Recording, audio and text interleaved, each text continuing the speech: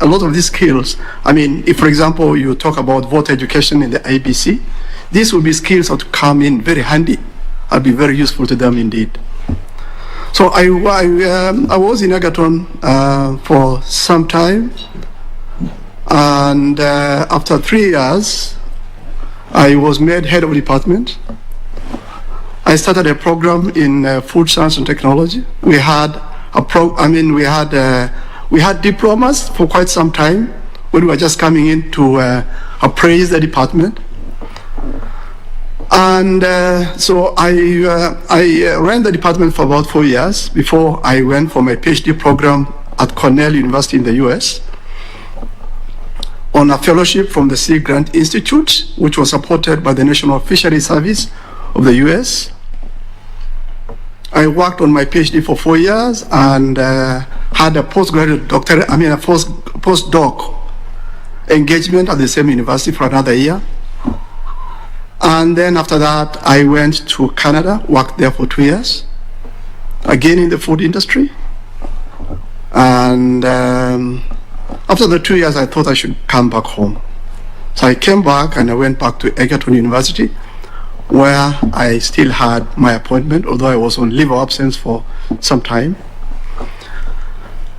Again, the teaching, the research work at the University of Reading, at Cornell University, back in Egerton University, management experience, supervision experience, human resource experience in the department, working with the stakeholders in the food industry, my colleagues, and so on and so on. These are experiences that I think, I'm sure this panel would welcome and would be useful to the IBC if you gave me this position, if you nominated me, and the president nominated me.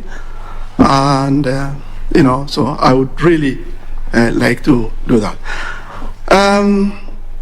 Thank you, Chair. So after working in Egerton from 2006, when I came back to the university, I stayed on until 2012 when I went to Karatina University as an associate professor of food science, where the department was just starting, food science and nutrition was just starting at Karatina University. I took on the tutelage and started another program because they already had one program running. So within the 1 year when I was there, I started that program, recruited a few more staff, of course with the help of the university administration. In 2012, an advert was put up in the national newspapers for commissioners of the Public Service Commission. I applied and I was lucky. I got the position as commissioner of the Public Service Commission. So it started in 2013 until end of 2018. To be exact, about the 8th of January 2019. A position where I think we made a lot of difference under the headship of Professor Margaret Kobia and other very experienced and hardworking Kenyans who are commissioners and worked with me during those 6 years in the Public Service Commission. We did quite a lot, Chair. I'm sure you must have seen a lot of the things we have done, from policies, from setting up the presidential system of government, helping the president to set his staff, recruiting principal secretaries, helping the cabinet secretaries, helping steer the public service into the presidential system of government. And I also represented the commission at the Kenya School of Government, where I was made chairman of the Human Resource Committee of the Council, where I helped consolidate the various institutes of the Kenya School of Government. You know, it was, before that time, it was a number of separate GTIs, government training institutes in Matuga, in Mombasa, in Embu, and then Baringo, and the main one in Lower Kabete. So I did quite a lot of that, helped them set up policies, guided them get their career progression guidelines, helped them set up the terms and conditions of service of employees, employ the first Director General, heads of the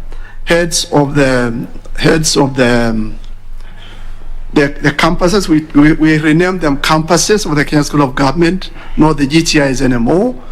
And I was instrumental in that because I chaired that. So it put in quite a lot of work and very good work. And I'm sure if you have visited the Kenya School of Government today, it's different. And I think I did my level best to do the best I could. In fact, when I finished my term at the Public Service Commission in 2019, the first week of January, they co-opted me back into council in the Human Resource Committee. I said I can't go straight into the council because it'd be a lot of work, because I was already appointed a Director of Research, Innovation and Extension at Karatina University, where I went back after my leave of absence at the PSC. So I'm still a co-opted member of the Human Resource Committee of Council of the KSG, because I think they thought that I had something good to offer. And so, Chair, in the interest of time, I'm sure a lot of other questions are going to come. Maybe I should stop there for the time being. Thank you. Thank you so much, Prof. Can I ask if you are a registered voter? Yes, I'm a registered voter in Akwamekwe village. And that is in Loda town, so that's where I register and vote. Okay. Thank you. Prof, I have one more question for you. This is really just to get some clarification. We wanted to request if you can just explain to us kindly and with the greatest respect the nature of your disability. Because when we received your application, we did see that you had an ID as a person of disability with visual impairment. And indeed, it was on the basis of that, and of course you do meet the requirements for this position, that you are shortlisted, because you also were a person of disability. So really it's just to ask you to explain, because when we had the day we held the psychometric test and the case study, we had actually gone to some effort to ensure that regardless of your disability, you'd be able to participate fully and undertake the tests. So we had actually gotten the equipment, necessary support, including a separate room. So we were somewhat surprised when you declined this support, and actually you were able to do the test, both the psychometric, which is a digital test, as well as the case study. In fact, you submitted one of the longer case studies for us to consider. So I think in view of that, we just wanted to be sure what is really the nature of your visual impairment, because it would appear you're able to function without any assistance. Please. Sorry about that, Chair. I don't have the vision in one eye. So I use this eye, and the lenses actually are good and are configured to help. So they kind of magnify a lot when I'm driving or I'm reading. It's both a reading glass and a lot of other. So that's the disability I have. I don't have vision in one eye. Okay. I lost it. I had 30% when I got the examination, I think in 2016 or 2015 at Mbagathi Hospital, and but I've lost it over time. Thank you. But sorry about that. Not at all. Yeah, I was trying to get, I think it was Dr. Okello and another colleague, somebody in the secretariat who are trying to help me, and I'm grateful for that. But we couldn't get each other just before the day of the psychometric test. But again, my apologies for that. Not to worry. Thank you so much, Prof, for that clarification. I'll now ask Mr. Morris Kimuli to ask you a few questions. Thank you very much, Chair. Professor. Yes, please. You say once you finished your term at the Public Service Commission, they called you back. Is that what you said? Not back at the Public Service Commission. I was a representative of the Public Service Commission at the Kenya School of Government. So those are the ones who called you back, and you said that you couldn't go back because you had a lot on your plate. Not necessarily go back. I couldn't go back into council, but I accepted the option in the Human Resource Committee of the council. Why wouldn't you not go back to the council? Because it would be a lot of work, Borakimoli, and I thought it would be, I would not give as much as I could in the position of Director of Research, Innovation and Extension of the university, which requires quite a lot of work on my part to raise up the level of research in our university. So I thought the easy option would be to take the Human Resource Committee position. Thank you.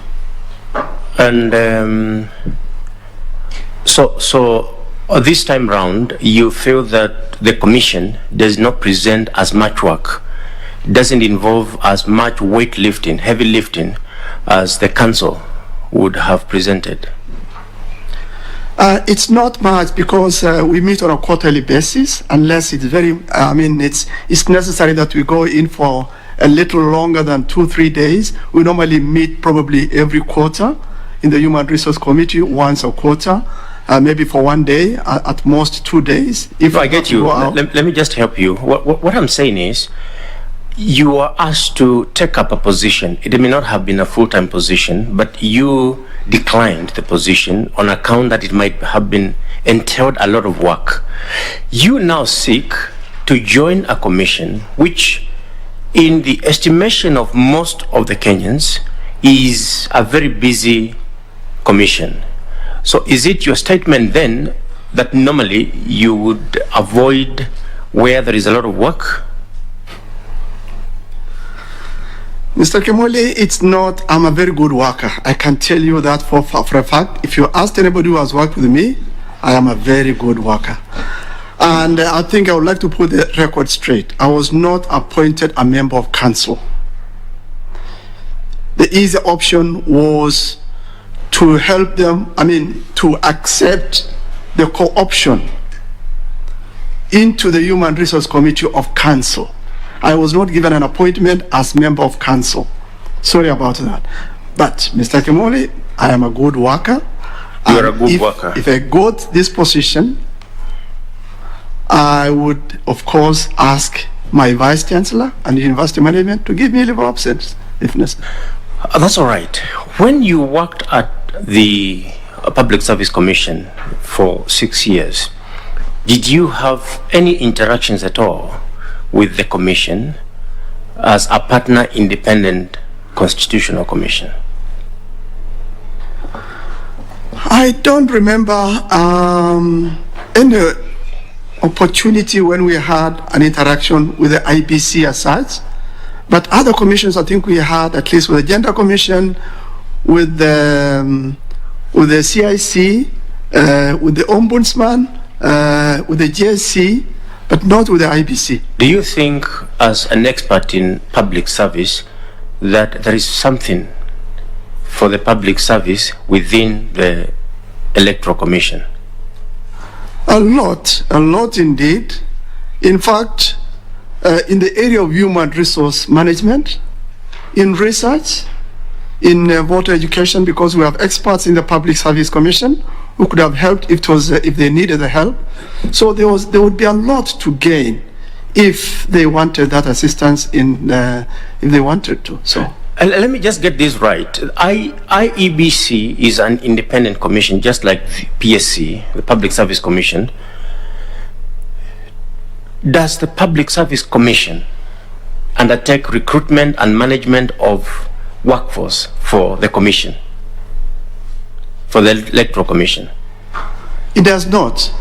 It is an independent commission in that sense, but it does not remove the consultation or collaboration between commissions. It doesn't. We are all Kenyans. We are working for the good people of this country, and there's no reason of one commission consulting, if they think they need some expertise or something they want to work with another commission in. I don't think that would be a problem at all. Perhaps I need your guidance, and I'm looking at the Constitution that establishes commissions, and I'm looking at the Article 234. I think it establishes the Public Service Commission, the commission that you served. Mm-hmm. You have the Constitution there, by the way. The first document, that yellow. When you look at Article 234, yeah, Article 3 says that, commissions, the following commissions are exempted from the purview of the Public Service Commission. And the state offices are excluded, the offices of High Commissioner, Ambassador, other diplomatic and consular representatives, an office opposition subject to the Parliamentary Service Commission, the Judicial Service Commission, the Teacher Service Commission, the National Police Service Commission. Those are the only offices, and those are the only commissions that are exempted from control by the Public Service Commission. Why do you think the Independent Electoral and Boundaries Commission did not make it to the list of the commissions that are exempted from oversight by the Public Service Commission?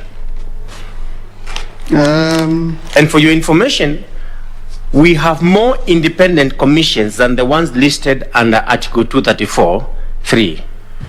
So why do you think only these ones were exempted from control by the Public Service Commission, and particularly the Electoral Commission is not among those?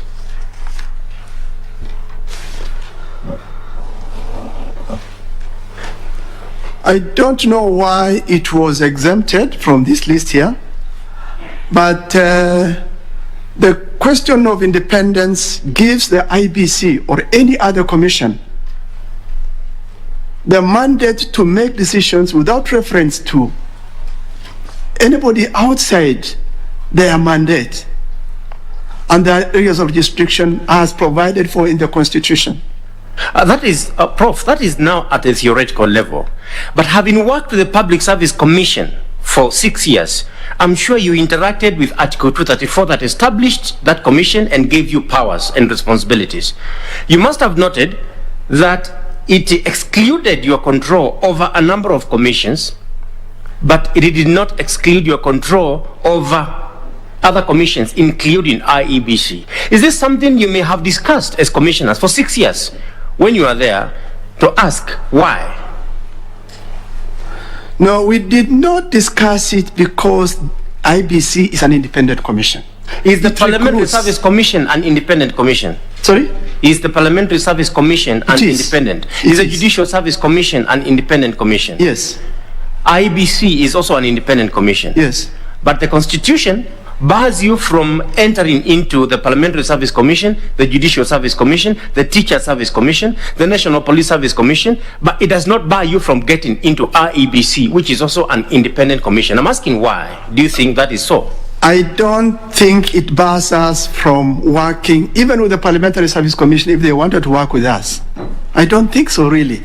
I mean, consultation is not really working as such. We don't, I mean, whether it is the Parliamentary Service Commission or the Judicial Service Commission or even the TSC mentioned here, or even the Iebc, the Public Service Commission does not recruit staff for them. I mean, that is their function. They recruit their own staff on their own terms. We don't, I mean, we are not mandated to do that. So, but that did not stop them from interacting with us if they wanted to. That's okay. What I get is that as a commission, you may not have discussed what that particular sub-article means. But tell us, Prof, Article 232 of the Constitution, do you know what it relates to? Article 232. This one you would know. Yeah, I mean, it relates to what we're supposed to do and how we're supposed to do it. The principles of the public service. Principles of the public service. Who is in charge of implementing and oversighting the enforcement of the principles of the public service? The Public Service Commission. Only? I mean, there's a cadre of staff in the public service under the jurisdiction of the Public Service Commission. No, the principles bind both people working in the national government and in the devolved units. They are cross-cutting, regardless of your stature. If you are serving the public, you're supposed to abide by Article 232. Are you saying that it's only the Public Service Commission that is mandated to oversight compliance with Article 232? It is not, because the counties have the County Public Service Board doing similar things that the Public Service Commission does for the civil service in the counties. Each county has that. And I get you, because our time is up, you can see already.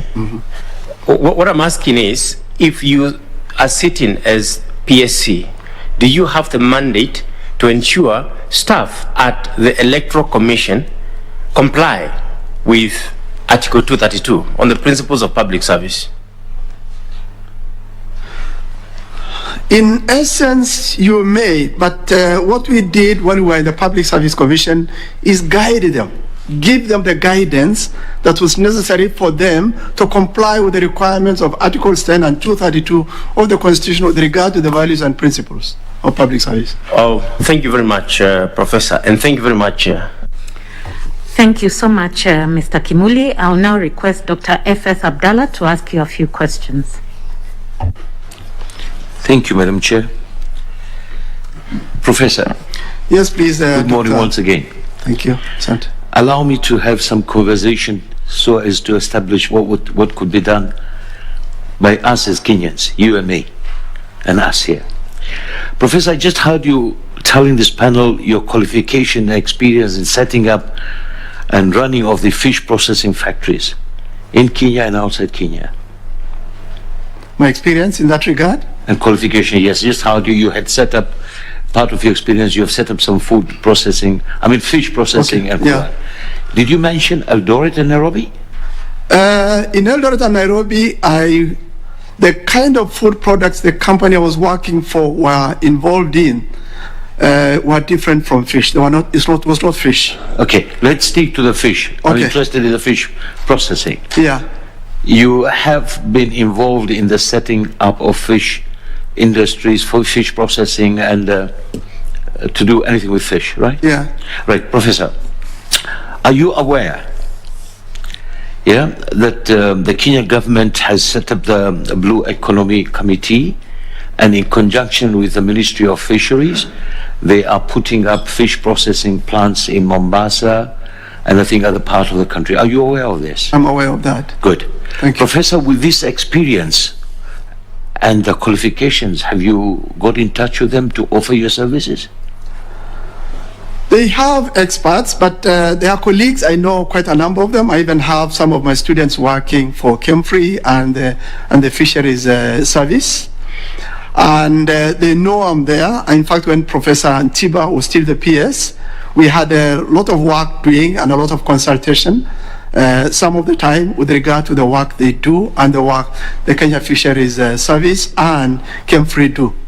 So I have colleagues there who know what the experts have, and they can always consult. But I know. Yes, Professor, with due respect, I'm talking about the blue economy. Right, because that's fisheries was stuck in fisheries, a blue economy in there. I do appreciate they know you're there and they could contact Ntiba and the rest. But where Iebc is concerned, we also know you're there. But you applied, you're offering your services. Did you offer your services to the fisheries in reference to your highly qualifications and experience in the fisheries processing plants? I did. In fact, there was a time before I came to the Public Service Commission when I was still in Egerton that I consulted because the fishery station in Kalokolo and Lake Turkana were doing some work, and I had a discussion with Professor Ntiba that time when he was PS to help if they needed my help. So I had a discussion with them actually, and they know my expertise exists and I'm always here for them. Okay, I hope the fisheries departments and the blue economy are watching and still feel that you're still there available to assist them wherever you could. Thank you. Now, Prof, I'm sure you know the word SWOT. SWOT, SWOT, Yes. right? SWOT, yeah. Yeah, SWOT, of course, strength, weaknesses, opportunity, and threats. Let's allow a small conversation between you and me, and the rest could follow up. Right.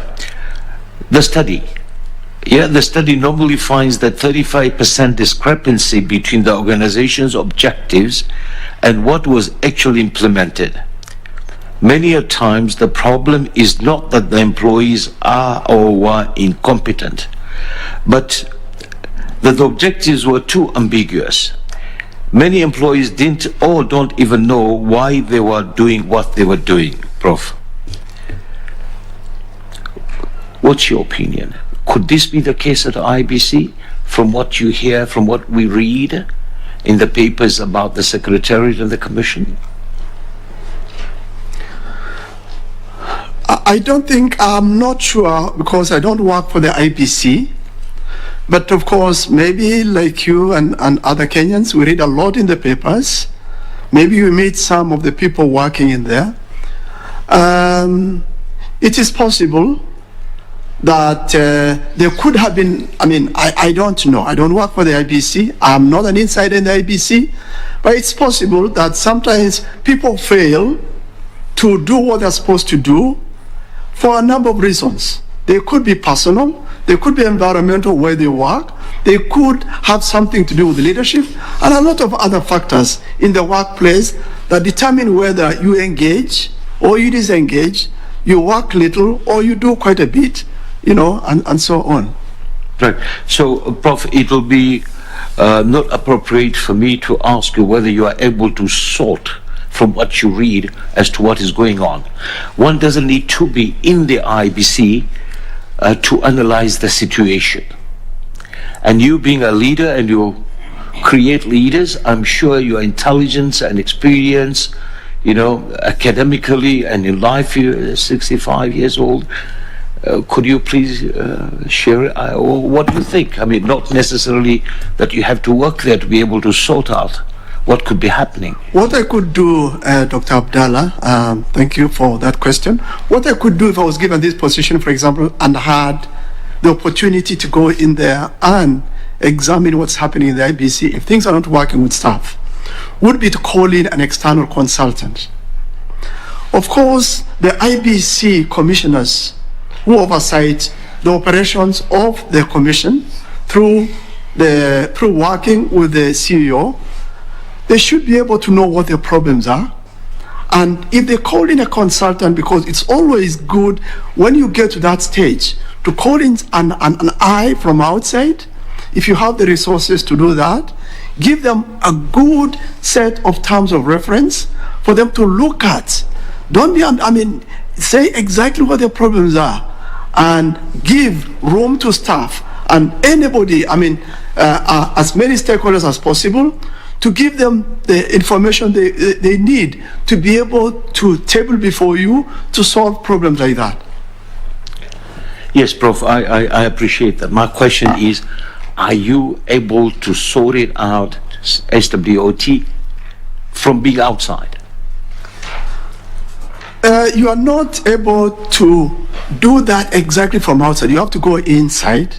That's why I would rather call somebody to help out, because sometimes being inside may not be the easiest way to solve all the problems. So, that's why an external person sometimes would be good to bring in. Thank you, Prof. Thank you, Shirley. Thank you so much, Dr. Abdallah. Prof, I'll now request Mr. Gideon Solonka to ask you a few questions. Thank you, Prof. I'll begin by giving you this scenario question. There is this voter who registered himself as a voter in Embakasi South constituency using his national identity card. Okay? On the election day, he produces his Kenyan passport as his identification document.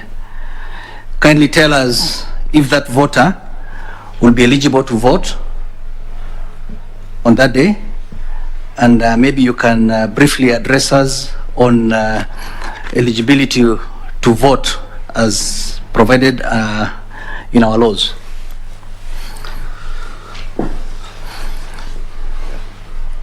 I don't know whether he'd be eligible to vote, because what may have been registered in the register of voters, or whatever kit was used to register him, would have been the ID card, and would have the numbers. I know it's possible that I'm not sure if the passport would have the ID card number. But most like, of course, not likely, but it would be correct to say that it's possible that the names as presented on the ID may be registered in the kit, or the register for that matter, of voters, may be similar to what you could have on the passport. But there may be complications, because I'm not sure the clerks and the presiding officer at the station where this person may have registered could take that voter, because there's a difference in the document he used to vote. He registered with. He did not register with the passport. He registered with the ID card. So are you aware what the law says about such a scenario? I know that as long as you are a Kenyan citizen and you are a registered voter in a specific polling station, and of course you are having an ID and having registered, of course you are supposed to be an adult person, and so he would have been expected to be able to vote in that station. But if there are complications with the documents he used to register, that might bring complications with regard to his eligibility for voting in that respect. Okay, Prof, the identification documents produced during registration is what you must use at the time of voting. Okay. Now, how is the Speaker of a County Assembly elected? The Speaker of the Assembly, I think applies. There's an advert. There would be an advertisement for the position. People would apply, and the county members of the county assembly would have to sit down, interview the person, and if they are qualified with regard to the qualifications put in the advert, then they could take them as a Speaker of the county assembly. Okay, so who qualifies to be elected or to vie for that position of a speaker? A Speaker of a county assembly, because his work approximates to that of the speakers of the Senate and that of the National Assembly in our country, would have to have the requisite qualifications to be able to guide the deliberations, the legislation, and so on, work of the county assembly. So the qualifications would have to, it would preferably be somebody who has a law degree, maybe an advocate of the High Court of Kenya. After qualifying from the Kenya School of Law, he may have had some experience that may have been put into the advert, and probably, of course, a Kenyan citizen. And any other qualifications that the advert would require. Can an elected member of county assembly stand for that position as a speaker? No, they cannot. They have to resign if they want to do that. They have to resign their position as a member of the county assembly, and then they can apply for these other positions. They can't. Fair enough. Okay, does Iebc have a role in the election of a speaker in a county assembly? If they are asked to, they can help. If they are asked to, they can help. But is there any legal requirement? There's no legal requirement from the point of view of the county assembly, but with regard to the mandate of the IBC, they can help out. Just like, for example, they could help out with nominations and party elections of a registered party in this country, for example. So it is your answer that a county assembly can request IEBC to come and preside over the election of a speaker of the assembly? Yes, Mr. Solanka. You sure of that? I think they can. There's no reason why they should not. Okay. And are you aware who presides over the elections of a speaker of a county assembly in law? A lot of the time, I mean, like, for example, in my county, I have seen the judicial officers, a magistrate based in Lodwar. I think I've seen them overseeing the election of a speaker of the county assembly. Overseeing or presiding? I mean presiding, sorry. Presiding. So a magistrate can preside? Yeah, he can. He can. Okay. Thank you. You may need to look at the first schedule of the Elections Act. Okay. It's the clerk of the assembly who presides over. Okay. Thank you.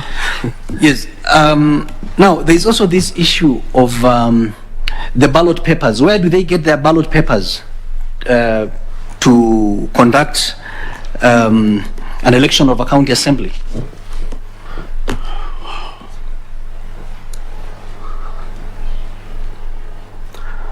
I really don't know where they would get their ballot papers, but you know, there are bodies in this country who can help in that process of acquisition of ballot papers. I mean, they could get the services of the IBC, they could get the services of the National Assembly, they could get you know, the service of the Senate. I think it's possible for them to do that, but they can also put out on their own, because they're an independent body, they can also advertise, they can put out a public tender for the supply of ballot papers. I mean, the clerk can do that. Can do what? He can, I mean, as part of the process of procurement, I mean, they would be able to know where to source for the ballot papers and other materials they require. Okay, again for your information, because this will lead to my next question, the law allows the clerk of the assembly to prepare ballot papers. Okay? Now, if that be the case, that they can do that, and we've had elections of speakers done in the country. We have 47 in all the 47 counties. Assume that you become a commissioner, Iebc commission. What will you do to ensure that we do not source our ballot papers outside Kenya in order for us to reduce the expenses that Iebc incurs by going for these ballot papers out of the country? What is the magic of having a ballot paper outside Kenya, not one that is done locally? And what will you do as a commissioner to address that issue? There will be no magic at all. There will be no reason. I mean, a ballot paper, I believe, is just a ballot paper. But I think it's possible that the IBC can establish its own capability to be able to do that. I think they can. I mean, I've seen a number of, like, for example, the Kenya School of Government, or even other constitutional commissions setting up funds, or even in this country, there's a National Research Fund, and the capability has been developed in the ministry to be able to establish that. So the IBC can also develop their capability and establish that. And then they supply cheaper ballot papers to other entities in this country that would require them. Thank you, Prof. And lastly, what is a ballot box? A ballot box would be a box that would contain ballots.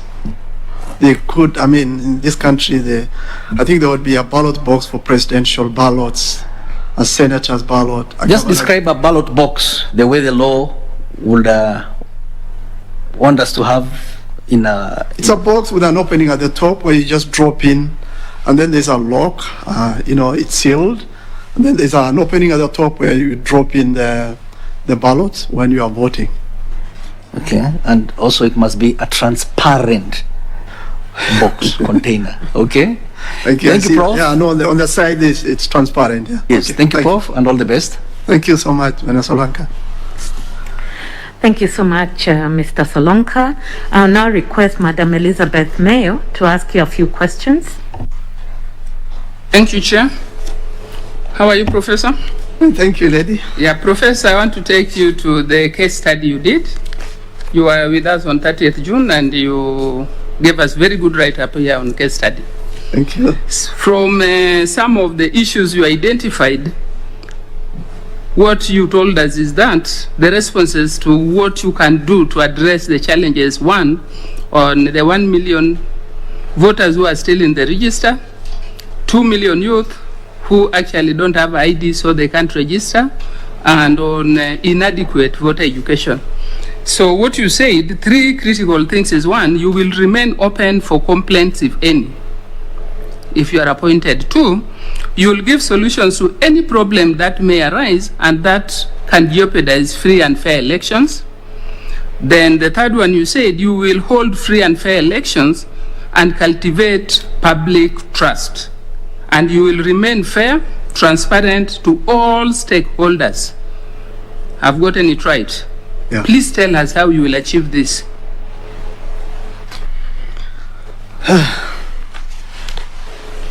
Now, the IBC really has the mandate and mandate to do all that I've mentioned in that. The question of ensuring free and fair elections is in the legislation that makes the IBC do the work they are supposed to do.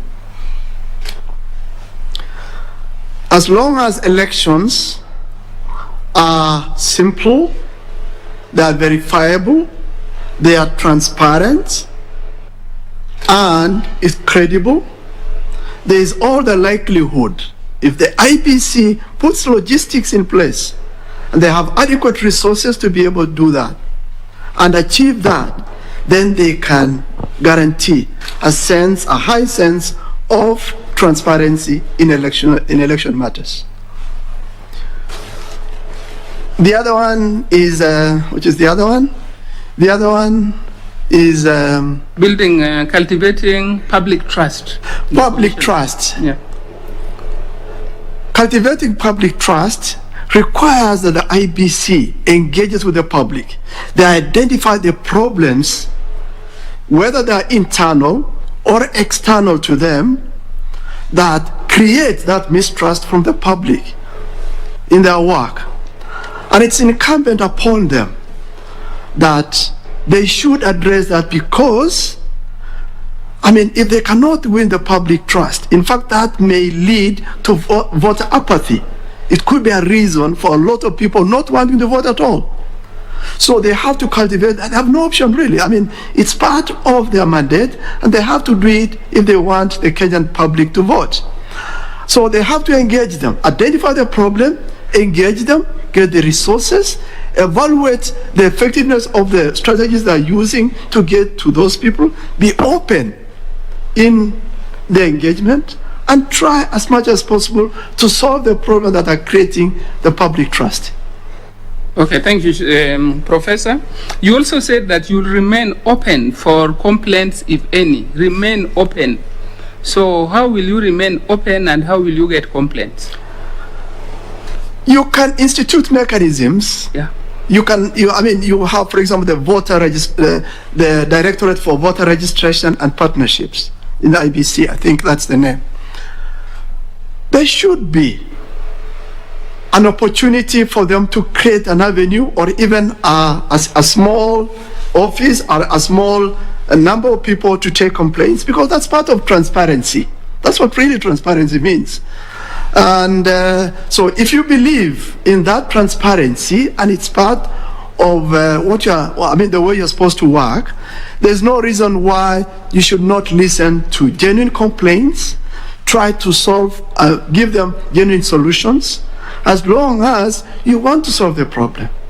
So within that time, there should be a window provided for people to take in complaints. You can, this is part really of public engagement also. Okay. Thank you. Thank you, Professor. My next question will be on a report, observation report, which was given in 2017 by the Carter Center. Yeah? And it was noted that while voter education workshops followed the same agenda, because there were various workshops, in some instances, trainers relayed inconsistent information about the marking of ballots, the participation of agents, and the validity of ballots, among other issues, which means there was no standardization. If you are appointed as commissioner today, how would you ensure that training of election officials in Turkana is the same as relayed in Mombasa? First of all, the most important thing is a curriculum. Draw a curriculum, draw the same content, draw the same delivery method, and if possible, make sure that the people delivering in Turkana and in Mombasa are trained to the same extent. You have evaluated their ability to convey similar information in both places. And of course, at the end of the day, you have to keep surveillance. You have to make sure that what they're supposed to deliver is delivered. Okay. Thank you. Okay, thank you. Thank you for that response. If you are to develop a curriculum for voter education just the way you have said, what specific issues would you include or would you take into account? First of all, the result is you want, for example, an increase in voter numbers. You want anybody who is registered to come and vote in the station where they registered. So knowing the problem,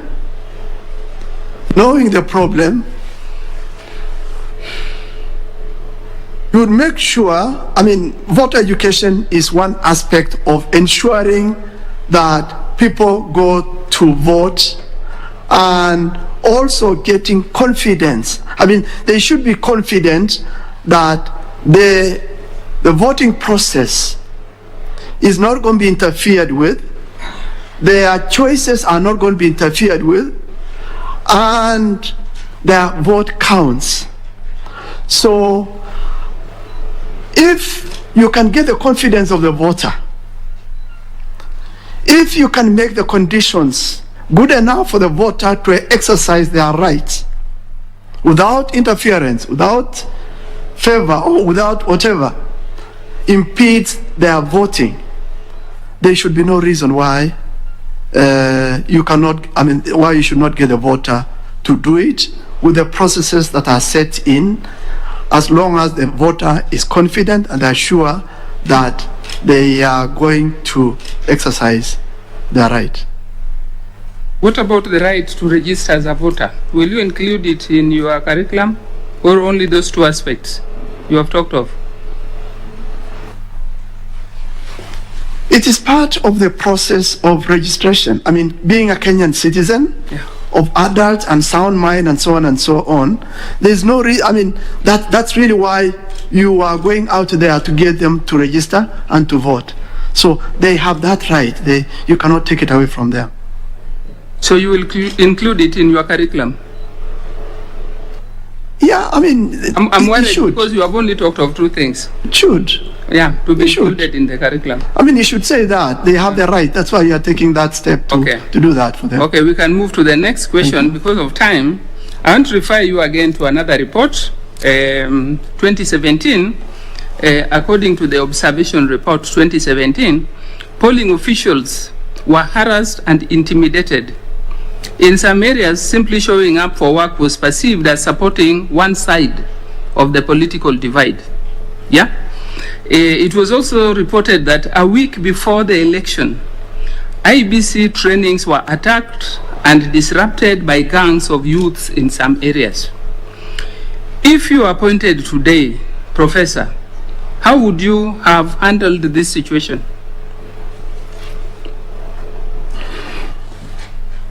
Before you carry out, I would have probably have gone in before I carried out the exercise, whatever that would be, to find out what the environment is like.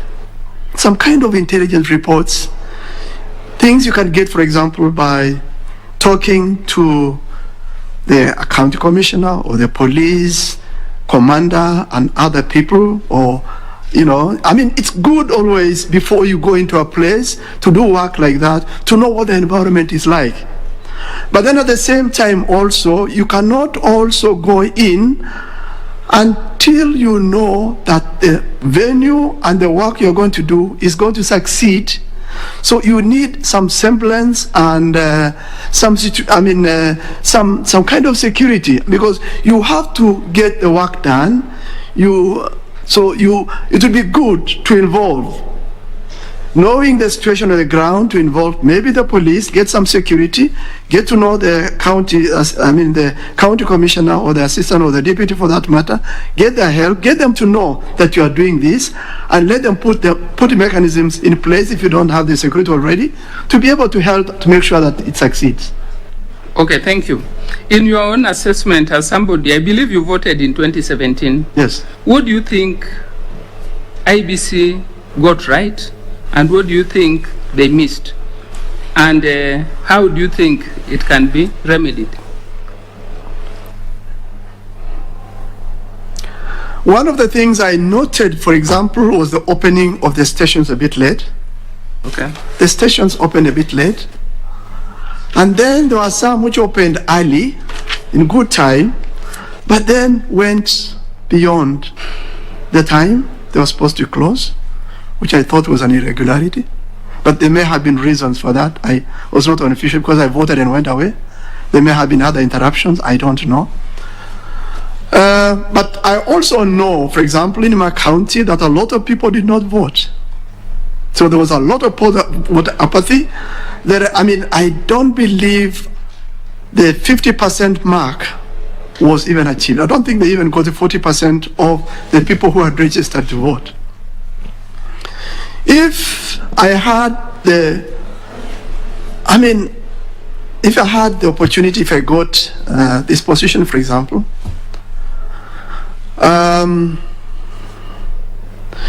the training and getting people who are committed to their work is important. It's important that the logistics are right. I'm not saying that mistakes cannot be made. I'm not saying that delays cannot be caused. It is possible, but voters should be given the opportunity if there's need for an extension, but not if it was not necessary. Voting should start as early as possible, in time. Materials should be in place in time. Logistics should be good enough. And what may be more difficult is to get people to come out and vote. Okay. So you have mentioned voter apathy as one issue. What do you think is the cause of voter apathy in this country? You have just mentioned the issue of violence, for example. Yeah, tell us. Unfortunately, that is something that you still see in voting places across our country, or even before that time, or even outside the jurisdiction where the security apparatus is taking care of the elections. And a lot of that is caused by young people, unfortunately. I don't know, the instigation maybe of politicians. I think what we can do, really, and again, I go to the matter of engagement. Get the youth, get the politicians, talk to them I mean, let them know that it's in their best interest, because getting good representatives is really very critical in any constituency or ward in this country. It's the only way they can be assured of a good future, if they get a good leader, not through manipulation or interfering with the voting process and issues like that. Okay. Thank you, Professor. Thank you. Thank you, Chair. Thank you so much, Madam Mayor. I'll now request the Vice Chair to ask you a few questions. Yeah, yes, Professor, I'll be very brief. Professor, what motivates you to go for this job? What motivates you to go for the job of Commissioner of Iebc? You have a very, I find a very, very attractive responsibility that you are holding, which you and engaged in an area that you love most, research. Why do you want to move from research to go and sit on a board that is just overseeing political matters and matters to do with the elections? Thank you so much for that question. When I worked in the Public Service Commission, I'm not saying I don't like my job. It's a beautiful job, it's a good job, I like it. And I see the results and I'm happy. I want to make a difference wherever I go and in whatever work I do. When I worked at the Public Service Commission, I saw that I found out with the work we did under the Kenya School of Government also, it impacted a lot. And I thought when I applied for this job that enthusiasm, that ability to go for results, that passion I have and commitment, I could make a difference, because it looks like the Iebc has been ailing for some time. Of course, I'm not going to solve all the problems. I can't, because you go in there, you are working as a commissioner, among others, you arrive at decisions on consensus basis and so on and so on. It's not an easy job, I know that. But I think I can make a difference. I think I have the capability to be able to influence positively and make a difference in the Iebc. If you gave me the position, if you nominate, you recommended me for nomination by His Excellency the President and approval by Parliament and his appointment. Yeah, that's fine. But, you know, when you say your mission is to make a difference in what area? And you talk of ailing. What is ailing Iebc? That you target and say, if I go in there, these things with my drive and energy I'll fix. What are those things that you think are ailing the electoral body? The one area where I think I could make a difference is in creating harmony between staff and commissioners, because it looks like it's an area that is not functioning well. I think I could bring that harmony. Another area where I could make a difference is in research. I know a lot of research work goes, for example, into the reasons for apathy. There's no reason why that could not form an agenda of research for the Commission.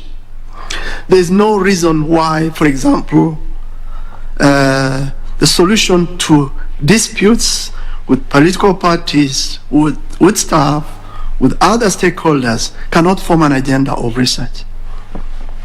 And so on and so on. Or even the delimitation of boundaries, when that would be the thing the Iebc would be carrying out. The other area where I think I could make a difference is in education. I have taught for over 30 years at the university level.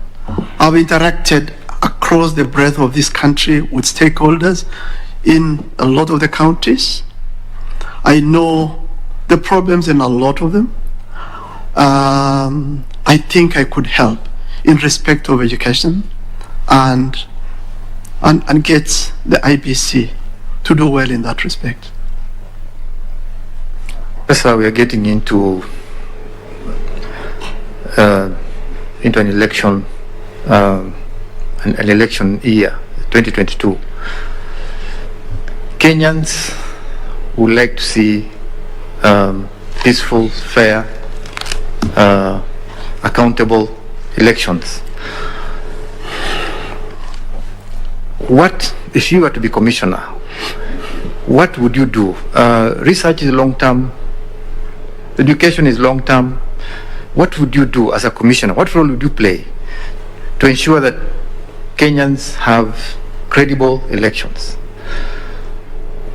compared to what we've had in the past? What do you have in mind that you take the Iebc that would impact on the 2022 elections that would give us credible elections?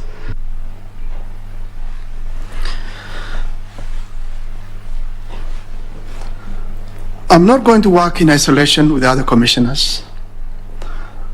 I believe that the commissioners as they are, they also want to carry out and be seen to deliver credible, fair, and transparent elections.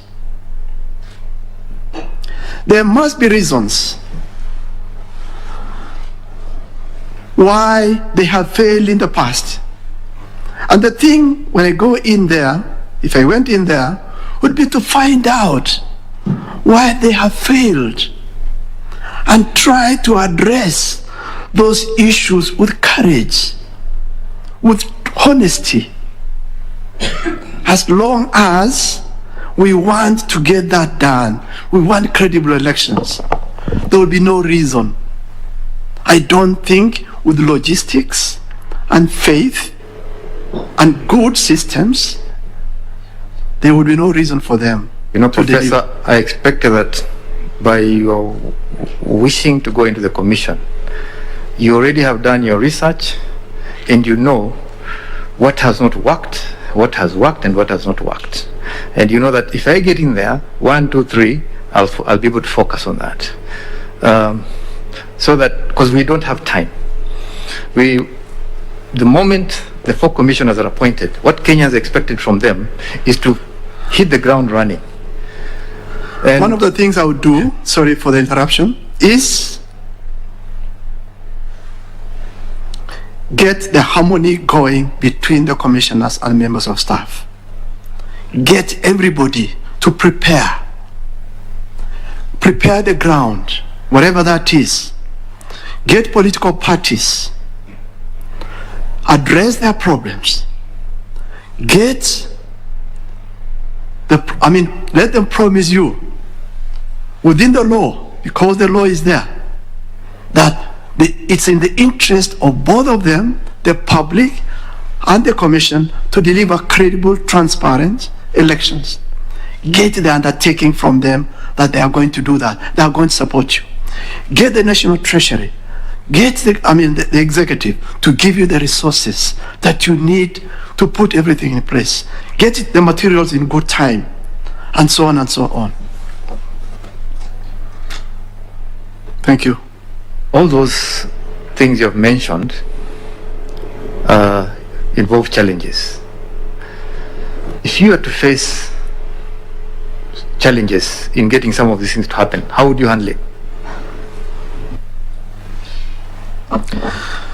The thing to do is to be able sometimes, often, not sometimes, but often anticipate challenges. If you anticipate challenges, you are able to find solutions before you get to those challenges. So the thing is to anticipate some of the problems from some of those activities you are undertaking. So let's go to do a risk analysis if you can. There's no reason why you should not do that, because that helps you to prepare for those challenges and meet them, provide solutions, so that at least you are able to succeed to a given and a large extent. Let's take the challenge of technology, which has been a major problem. It was a major problem in 2017. It remains a problem. How would you tackle the challenge of technology? in elections?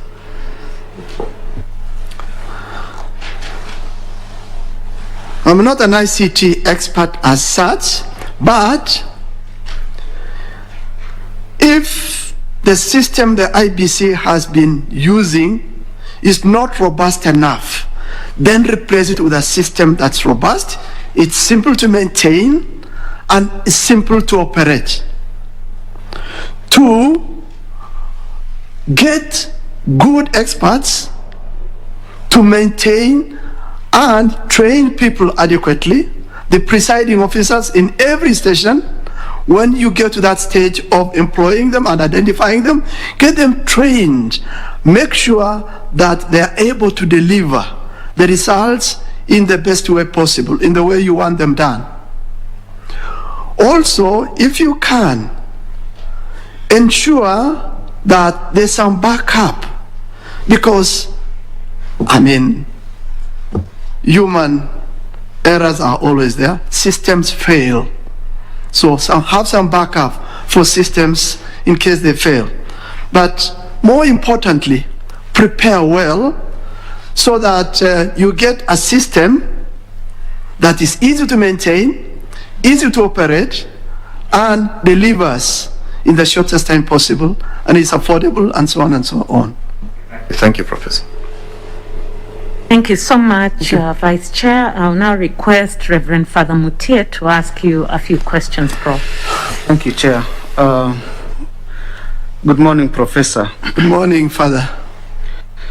Earlier on, you said in your career life, there was a moment you declined to render your services to some institutions so that you can go back to Turkana and establish the Fishermen Cooperative Society. Is that true? Yes, please.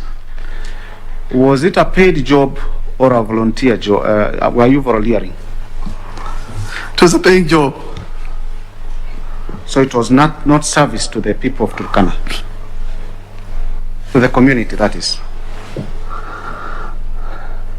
I believe whether a job is paid or not paid, it's a service, because at the end of the day, it's the quality of service that matters. And because I did the best I could and delivered as needed, I thought I gave good service to my people. Thank you. Thank you. A quick one. What are your values? My values.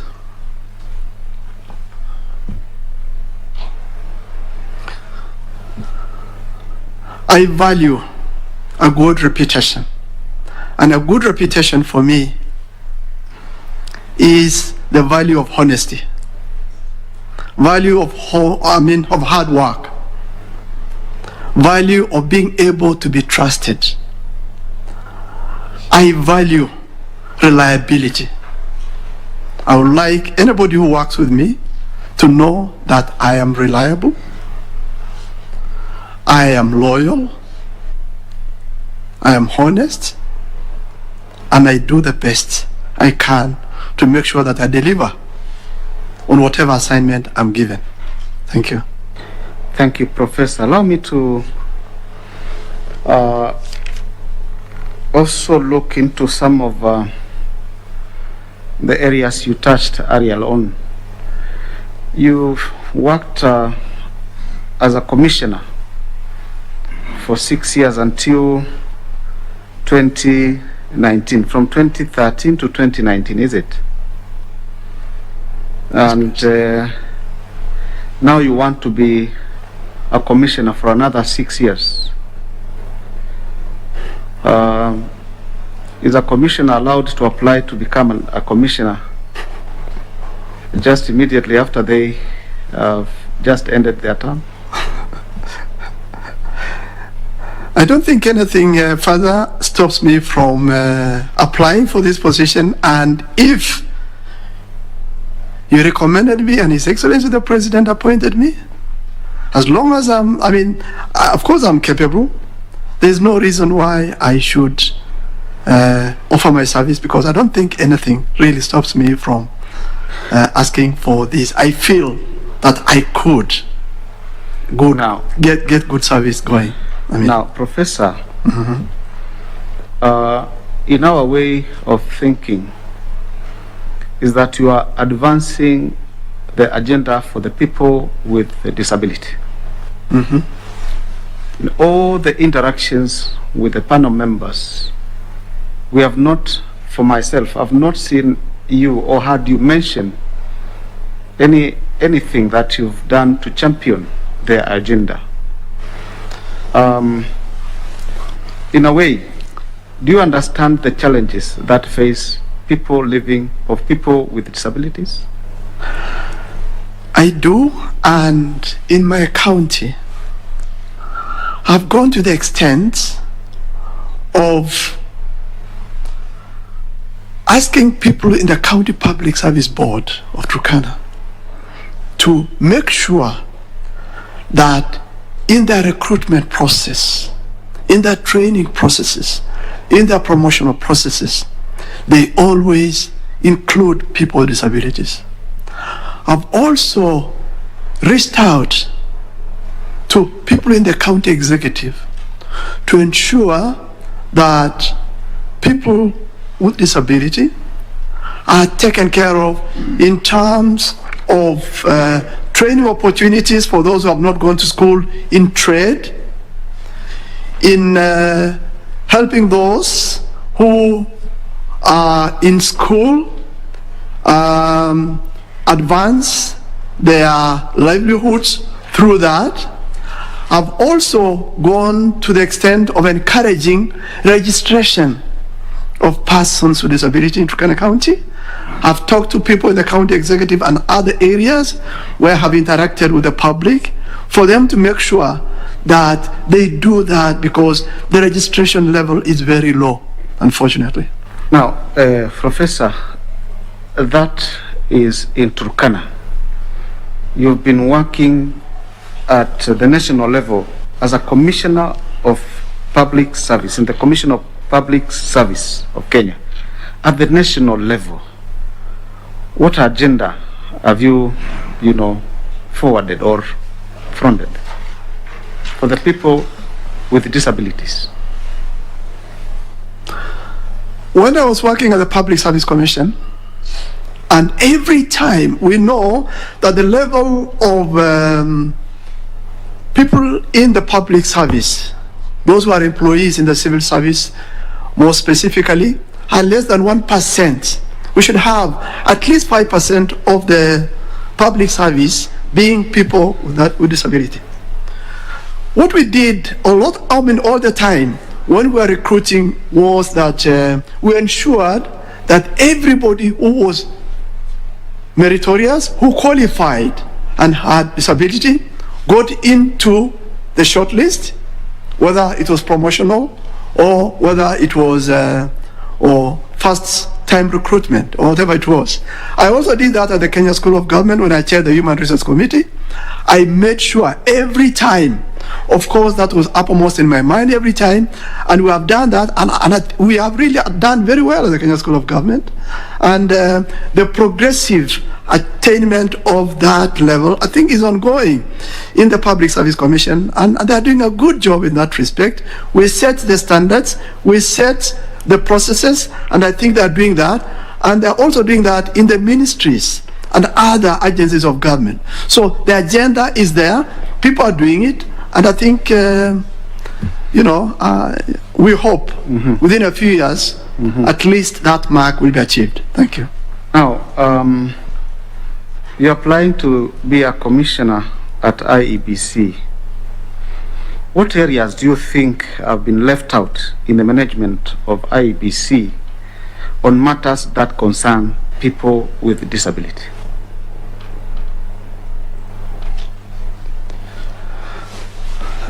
Seeing, for example, at the voting stations, they don't have gadgets that they can use. That's one thing I've observed in the polling stations. That is not there. Instead, of course, they are helpers, the people who help them. I mean, that is, of course, still the same to a large extent also in the public service. And then also the facilities where the stations where polling takes place, the facilities were not provided in a lot of the areas I've gone to. And that is something that's been left out, and I think it's something that they can advance and something they can provide. Maybe also, I mean, and especially, so any special need for people like that should be provided. I mean, that should be an area now that IBC could get itself into. Profesa, umeongea kuhusu changamoto za walemavu. Nao, ni jambo gani utafanya kuhakikisha hizo changamoto na zinginezo zitaangaliwa kama utakuwa commissioner wa IBC? Kitu cha kwanza ambacho nitafanya nikiwa commissioner katika IBC ni kuhakikisha ya kuwa kuna mjadala kati yetu kama commissioner kutengeza policy ya kuweza kuwatumikia walemavu ipasavyo na kuweka mikakati pale kwenye stesheni na kwenye county ambazo kuwasaidia hawa katika juhudi zao za kupiga kura na mambo mengine ambazo zinawahitaji watafanya kwa maisha yao katika mambo ya kura. Ni hiyo tu, Profesa? Kuna mengi unajua sasa pia sio sisi pekee yake ambao tutafanya hivyo, lazima pia tushirikiane na wengine ambao wako nje, serikalini, kwenye wizara, NGOs na shirika nyingine za kiserikali, zisizo za serikali, pia county government, serikali za county na wengine lazima pia watoe njia zao za kuweza kuwasaidia na kuwainua. Asante Profesa. Nashukuru. Asante Chair. Thank you so much, Reverend Father. Prof, I have a general knowledge question for you. You applied to join the IBC as a member of the commission. Should you become a member of the commission, you will be working closely with the Secretariat. It's headed by our CEO.